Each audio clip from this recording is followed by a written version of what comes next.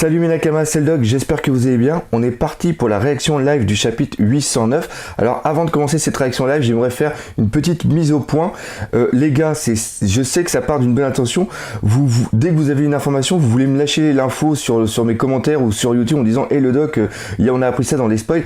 Moi, faut pas que je sache les spoils parce que sinon mes réactions live n'ont plus de but. Le but, c'est de découvrir le chapitre et de vous donner mon ressenti en direct. Et là, vous avez été quand même pas mal à me dire l'info par rapport à Jack, et ça c'est un petit peu con parce que moi j'ai plus la réaction, et comme j'ai dit, je me suis fait spoiler ma race et j'étais un petit peu dégoûté parce que comme je vous l'ai dit, tout ce que vous écrivez sur Facebook je le lis, et tout ce que vous écrivez sur YouTube dans les commentaires je le lis, donc obligatoirement à un moment je suis tombé sur un truc et je me suis dit putain pourquoi, et ben voilà. Donc ça c'était la petite parenthèse. On va commencer tout de suite par ce chapitre. Donc là on a une double page en couleur où on a seulement que 4 personnes qui sont Franky, Robin, je vais y arriver, Luffy et aussi Brook, et franchement ça a de la gueule. J'adore ils ont tous plein de tatouages, donc ça c'est vraiment cool. Et les tatouages qu'ils ont, surtout sur le pantalon de Brook, ça me fait un petit peu penser aux tatouages que les mecs qu'ils ont bouffé les smiles de l'équipage justement de Jack. Et en plus, on a pas mal de petits chats, et on a aussi le tatouage, je crois que le tatouage de Luffy, il y a une tête de singe, donc peut-être il faudrait voir un petit peu tout ce qu'il y a de caché dans ce double dessin. On va tout de suite commencer par le chapitre. Alors après on a une page avec justement l'annonce du film qu'il va y avoir, ça j'en parlerai prochainement, et après on arrive sur la première page. Alors déjà on n'a pas eu étonnant, on n'a pas de page où ils expliquent un petit peu les ressentis de certaines personnes dans le monde par rapport justement à la prime de Luffy. Ça c'est vraiment dommage parce que j'aurais bien voulu voir justement l'équipage du Baratie, s'ils avaient eu comment ils auraient réagi par rapport à la prime de Sanji, et surtout savoir comment ils auraient réagi par rapport à Only Alive. Ça pourrait être pas mal. Alors le gaz toxique de César, là on voit le chien, et là on voit Brook bave en voyant Brook. Ah d'accord, ok, Ino Arashi est en train de baver comme un malade parce qu'il vient de voir justement Brook, et justement c'est un os. Je vous comprends, je ressens la même chose quand mais c'est l'un de nos sauveurs donc, mais il est tellement succulent. Ah oui d'accord, attendez un peu, pour ça vous n'avez pas encore totalement récupéré de vos blessures, non plutôt crevé. Je sais pas qui c'est qui dit ça, si c'est comment ça s'appelle, alors qui dit non plutôt crevé, soit c'est Brook qui dit ça mais comme il est mort ça peut être une blague, ou alors le chien dit, c'est le Klebs qui dit qu'il a tellement faim qu'il préfère crever que pas le bouffer. Faudrait voir ça. Je vois, c'est César qui s'occupait de la production et Doflamingo de l'écoupement des armes en les vendant aux clients tels que Kaido. Et là on voit Luffy qui est en pétard contre César. Ok, donc c'est bien ce que je disais la dernière fois, c'est-à-dire que le gaz qui a été utilisé, ce n'est pas le gaz de César, de son fruit du démon, mais c'est plus une arme qui avait été créée au préalable. Alors après, bon, assez parlé de la défaite, passons à autre chose. 10 chapeaux de paille, ce chapeau te sait à merveille. En fait, il y a longtemps, comment il s'appelait déjà ce matou? Je suppose que vous parlez de maître Neko Mamushi. Ah oui, à l'époque j'avais pris la mer avec cette créature, et je me souviens d'avoir rencontré Shank, ce jeune homme qui portait ce chapeau qui ressemblait au tien. Cet homme est d'ailleurs devenu l'un des célèbres Yonkou. Ah putain, c'est cool. Ah, attendez. Donc ça veut dire que même s'ils sont sur Zoo depuis plus de 10 000 ans, je crois, ils ont quand même pris la mer, pour devenir peut-être des pirates. Ça peut être une bonne info. Waouh, Pépé, les Luffy l'appellent toujours Pépé. Tu connais Shanks alors? C'est Shanks qui m'a donné ce chapeau pilote. Ok, il s'est endormi. Ok, oui, c'est normal, il est déjà 18h. Rectification, il n'est pas que 18h, ce n'est pas un môme que sache. Il n'est que 18h, ce n'est pas un môme que sache. Oui, là, ça reprend un petit peu, je pense, le fait qu'il y ait des mix qui soient de jour et d'autres qui soient de nuit. Mais je savais pas qu'ils avaient une sorte d'horloge naturelle qui les faisait pioncer comme ça. Oui, je vous l'ai dit tout à l'heure, le duché de Mokomo est sous la gouvernance de deux des dirigeants. Le duc Inu Arashi est le roi officiel, donc ça c'est... Ah putain, génial. On voit Luffy qui est en train de tirer les babines du chien, puis on voit Chopper qui est juste derrière en train de lui dire qu'il faut pas le faire, c'est génial. Luffy est toujours aussi débile. Mais maître Neko Mamushi, lui qui est le chat, est le gardien de la forêt de la baleine. C'est un lieu que nous vénérons depuis des générations. Il est tout aussi puissant que le duc. Ok, mais quel est le lien avec le fait qu'il s'endorme si tôt? Ces deux-là s'entendent comme chien et chat, très drôle. Dans l'état actuel des choses, s'ils venaient à se voir, ils se sauteraient mutuellement à la gorge. Mais pourquoi? Qui sait, jadis c'était pourtant les meilleurs amis du monde. Bah oui, c'est logique que c'était meilleurs amis, puisque vu que s'ils ont pris la mer ensemble avec un équipage, ils devaient bien s'entendre. Quand ils se battaient, c'était toujours match nul. Ça me fait rappeler que deux personnes qui se battaient, qui avaient toujours match nul. Ça me fait rappeler quelque chose. Il y avait deux aussi. Ah bah ça me fait rappeler les deux géants qui se sont battus, puis que le combat était toujours match nul. La situation est devenue tellement insupportable que ces deux-là ne pouvaient littéralement plus se voir en peinture.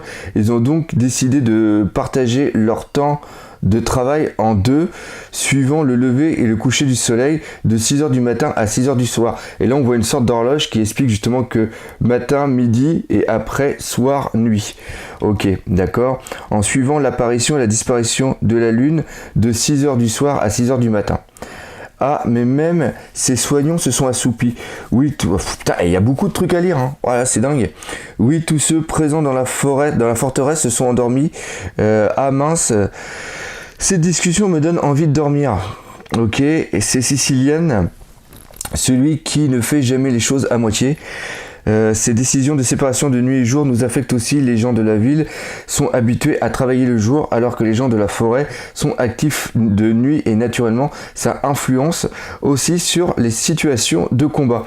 En un sens ça peut être logique et en un sens ça va foutre la merde pour le combat de Jack, parce que je pense pas que Jack et son équipage à 18h ils aient arrêté de combattre. C'est pas le genre de truc à 18h bah tiens on va prendre le thé puis on va attendre le lendemain qui est le combat. Donc oui, ça a dû poser des questions justement par rapport à l'attaque, et peut-être que justement Jack a voulu prendre l'avantage durant la nuit. C'est un truc qu'il faudrait voir, on va peut-être avoir la réponse après. Alors, et puis là justement Sicilienne est en train de s'endormir, et là tout de suite on bascule dans du noir et on bascule dans du flashback. Je vous en prie, arrêtez de ravager notre île. Donc là on voit que Jack et les autres sont en train de tout péter au niveau de la ville. Les mousquetaires sont là, Dieu merci, on va les laisser s'en charger. Tâchez de limiter les dégâts, notre priorité numéro 1 est de s'emparer de leurs armes. Oui, ok, donc là on voit qu'ils sont quand même pas mal. Il y a pas mal ils ont tous des chapeaux. Ah, il y a Wanda. Donc Wanda est une mousquetaire, et on voit juste derrière aussi qu'il y a Carotte, c'est ça. Donc on voit qu'il y en a plein, ok. Donc ça peut être pas mal, on peut avoir du bon combat là. Ils sont étranges ces guerriers, il s'agit peut-être d'une tribu inconnue. Attention, celui-ci a des cornes. Alors attendez, là on voit un mec qui est en train de transformer sa main. Et Wolf Grip, sa main droite s'est métamorphosée en patte de loup. Wanda. Et là, non, ça paraît bizarre parce que il n'a pas transformé sa patte en griffe, il a carrément transformé sa patte en tête de loup, le mec. Et oui, il a des cornes, donc c'est obligatoirement un... Comment il s'appelait? C'est les gifters, donc c'est bien un gifter. Et là on voit justement que oui, on voit bien que c'est sa main, sur l'ultime image on voit bien que c'est sa main qui s'est transformée directement en tête de loup. C'est complètement malade. On voit qu'il y a un mec qui a été attaqué dessus. Retrait immédiat, c'est un ordre. Sicilian Sama. Ah, c'est Sicilian Sama qui vient d'aller sauver Wanda.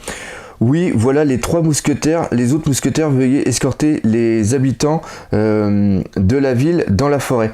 Et ça, c'est les trois mousquetaires Inu Arashi. Et là, on voit qu'il y a de la gueule quand même. Parce qu'on voit au milieu qu'il y a Sicilienne. Donc là, on reprend vraiment Athos. Après, on voit une sorte de renard qui, lui, me ferait beaucoup penser à Aramis. Et après, on voit une sorte de girafe. Oui, je pense que c'est... Non, un zèbre. c'est un zèbre, lui qui a l'air plus grand, et qui lui serait peut-être Porthos, alors que Porthos normalement il serait plus gros. Les autres mousquetaires, ok. Donc là on voit vraiment qu'ils ont vraiment leur style, ça c'est cool, je dis beaucoup vraiment. Hein. Qui sont-ils, bon sang? Je suppose que tu es Jack. Oh putain, et là t'as le duc Inuarashi qui vient d'arriver et il a vraiment de la gueule avec son casque et tout, il est vraiment superbe. Nous sommes immédiatement, je vous somme immédiatement de cesser toute violence, donc déjà comment il parle c'est cool. Au nom des dieux, je vous jure que la personne que vous recherchez n'est pas ici, un affrontement serait totalement absurde et ne mènerait absolument à rien. Alors là on a la parfaite opposition justement entre Inuarashi et Jack. L'autre Inuarashi, il est vachement posé et il a vachement comme vocabulaire, il a beaucoup d'éloquence, alors que Jack, lui, c'est la brute épaisse. Alors comme ça, tu es le dirigeant de ce pays, donc là on voit que c'est Jack qui parle, et putain, on voit l'épée, je pense que ça doit être l'épée de Inuarashi qui est en train de tomber au sol. Quoi? Mais pourquoi avoir jeté votre arme? Libre à vous de passer au crible tout le pays, voire toute Libye, mais pour retrouver ce samouraï que vous cherchez, personne ne vous en empêchera. Mais cessez de tout saccager. Nous, oh putain c'est écrit tout petit, nous disposons d'un patrimoine historique extrêmement riche que nous voudrions préserver. Ça c'est pas mal. Oh putain! Donc fuyez Guadu Karashi. Là je vais faire un parallèle qui est complètement malade et qui est peut-être pas de très très bon goût. Je vous prie extrêmement de m'excuser de ce parallèle. On sait que l'architecture qui a été mise justement sur la ville de la ville de Zou, je me rappelle plus, du duché de Mokomo, je crois que ça s'appelle comme ça.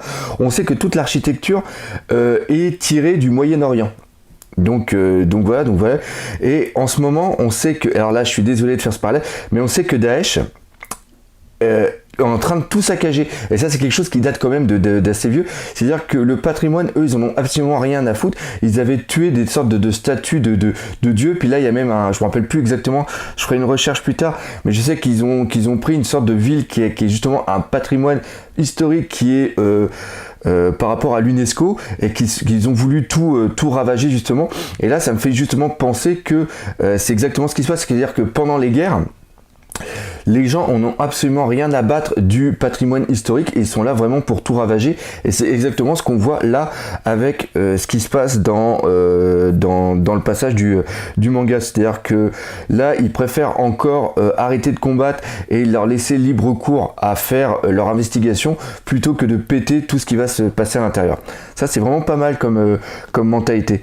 Et là on voit que justement Jack est un gros con et il continue à tout blaster avec sa trompe. Donc là on voit qu'il envoie un coup de trompe et qu'il est en train de blaster la ville. Là, on voit des morceaux qui sont en train de tomber. Putain, sa mère. Ça par contre je l'avais pas eu dans les spoils, donc en un sens merci. On voit que Inuarashi, il a réussi à bloquer l'attaque de la trompe rien qu'avec sa main. Putain, ça c'est une image typiquement Dragon Ballesque, je dirais, quand justement le mec il envoie un putain de coup et là il y a Son Goku d'un coup de main là qui arrête l'attaque. C'est vraiment génial. En plus l'image elle est... Oh, putain la vache c'est beau hein. Putain c'est génial, on sent toute la puissance de Inuarashi justement, et quand on disait qu'il avait beaucoup de puissance dans le chapitre précédent, là c'est super beau. Je crois même que par terre on doit avoir, comment il s'appelle, je sais pas si c'est moi parce qu'on voit pas, je sais pas si c'est, comment il s'appelle, Sheephead qui est au niveau du sol. Quoi, il n'est pas ordinaire, et ce n'est pas un chien ordinaire, il a balayé l'attaque de Jack d'un revers de la main, ce klebs c'est balèze, moi qui pensais que c'était des animaux tout mignons. Donc encore une fois, c'est une blague et le nom de notre boss, Jack Sama, dont la réputation n'est plus à faire, fait trembler le monde. Sa prime est de 1 milliard de berries. Donc ça, c'est vachement sympa de me l'avoir dit, parce que là, je suis pas surpris, parce que on me l'a laissé dans les commentaires. Décidément, mes hommes ont la langue, n'ont pas la langue dans leur poche. Pas la peine de taper des proses juste parce que tu as réussi à arrêter une de ces attaques. Alors justement, la prime de 1 million de berries, est-ce que c'est vrai? Ça, je sais pas. D'ailleurs, il y a un truc qui est pas mal, c'est que on voit. Elle est bizarre l'image. On voit le mammouth et on voit derrière la tête de quelqu'un avec des mains qui sont comme ça. Je sais pas du tout ce que c'est. C'est peut-être